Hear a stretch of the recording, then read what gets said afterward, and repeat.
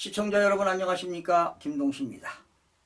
국민의힘은요, 지난 20일 검찰이 이재명 더불어민주당 대표의 공직선거법 위반 1심에서 징역 2년을 구형한 것을 계기로 이 대표 사법 리스크 부각에 나섰습니다.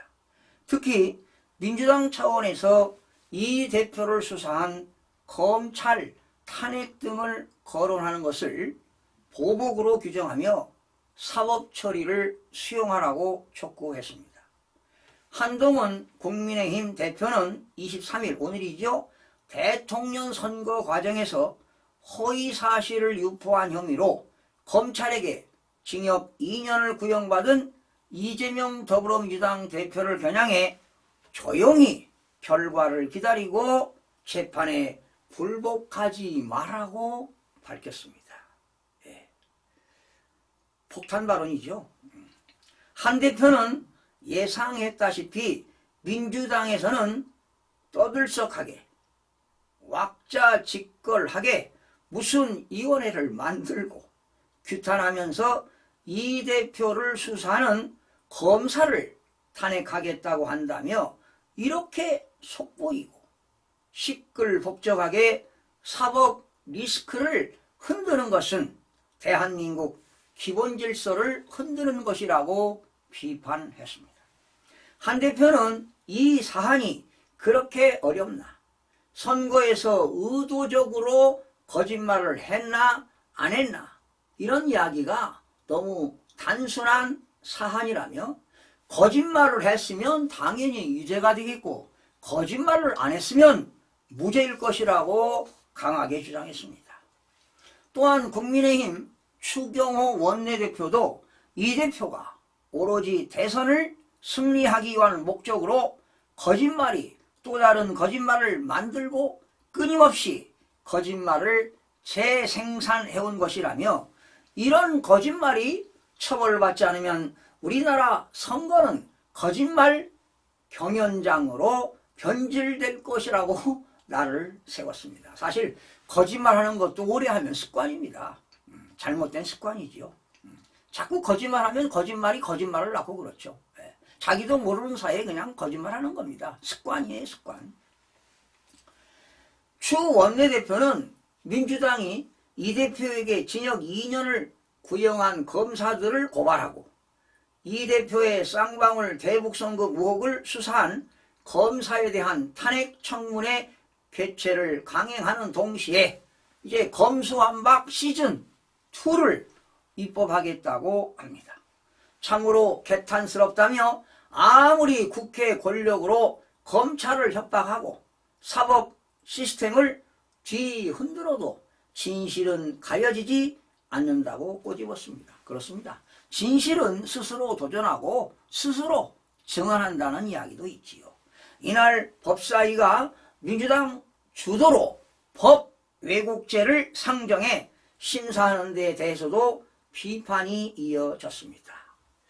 이재명 그 대표를 변호했던 대장동 변호사 출신 이건태입니다. 이건태 변호사가 국회의원에 부천시 병에서 당선이 됐죠.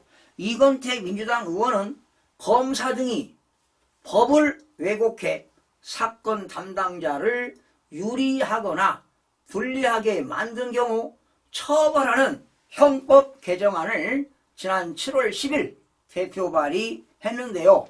제가 이 이건태 의원이 대표 발의한 그 내용 형법입니다. 제한 이유와 주요 내용을 살펴보도록 하겠습니다. 검사는요, 수사권도 있고 기소권도 있고 공소유지권도 있고 사법경찰관에 대한 보완수사 요구권을 가지고 있습니다. 국가가 검사에게 이런 권한을 부여한 이유는 정치적 중립을 지켜서 공정하게 사건을 처리하고 정의와 인권을 지키라는 것이다. 옳은 이야기입니다. 정치는 중립성과 독립성을 지켜야 됩니다. 정치 검사가 돼서는 안 되겠지요. 그럼에도 최근 검찰은 정치적 중립을 지키지 않고 편파적인 수사와 기소를 자행하여 사건 처리에 있어서 공정성을 상실하였고 정의와 인권을 침해하였다. 이런 문제점은 비단 검찰에게만 있지 아니하고 사법경찰관 및 기타 수사 업무에 종사하는 자에게도 동일하게 발견되고 있다. 뭐 원론적으로 다 맞는 얘기 아니겠습니까? 예? 다 맞는 얘기예요. 검사, 사법경찰관 및 기타 수사 업무에 종사하는 자가 수사, 공소, 공소 유지, 형 집행 등에 관한 직무를 수행함에 있어서 피의자, 피고인을 처벌하거나 처벌받지 않게 하거나 가볍게 처벌하기 위하여 범죄 혐의를 발견하고도 수사나 기소를 하지 아니하거나 피의자, 피고인에게 유리, 불리를 불문하고 증거를 은닉, 불제출, 조작하거나 증거 해석, 사실 인정, 법률적인 내용을 왜곡하는 등 심각한 문제가 발생하고 있다. 뭐 이런 것들은 어제 오늘 얘기가 아닙니다. 이에 현행법으로는 지금 현행법은 형법을 얘기하는 겁니다. 이와 같은 법 왜곡 행위를 단속 처벌하기 곤란한 경우가 많아 형법을 개정하여 검사, 사법경찰관 및 기타 수사 업무에 종사하는 자의 법 왜곡 행위를 단속 처벌하고자 한다. 지금 22대 국회입니다. 22대 국회. 자, 22대 국회 21대 한 해 국회가 임기가 4년 아니겠습니까? 수십 년 동안 이런 일들이 벌어졌는데 이제 와서 이런 형법을 법 왜곡죄를 신설하자? 법 왜곡죄. 예. 검사가 잘못 집행한 것을 법 왜곡죄로 엄한 벌을 주자 이런 내용인데 여러분 제가 이건태 의원이 그 형법 신설 내용입니다. 123조의 2 이름은 뭐냐? 법 왜곡입니다. 법 왜곡죄를 신설하자 하는 겁니다. 제가 한번 읽어보겠습니다. 법문입니다. 법 조문입니다.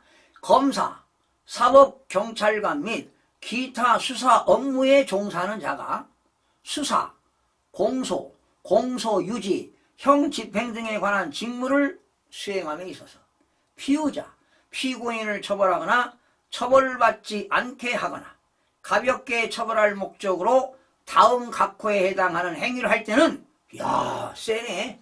법 왜곡죄 세요. 10년 이하의 징역. 원론적으로 이거 타당하지 않습니다. 예?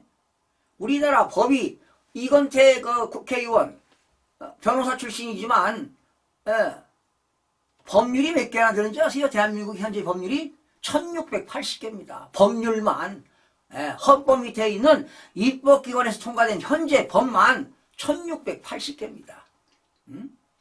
이거 적용하면 죄받은 사람 다 가야 돼요.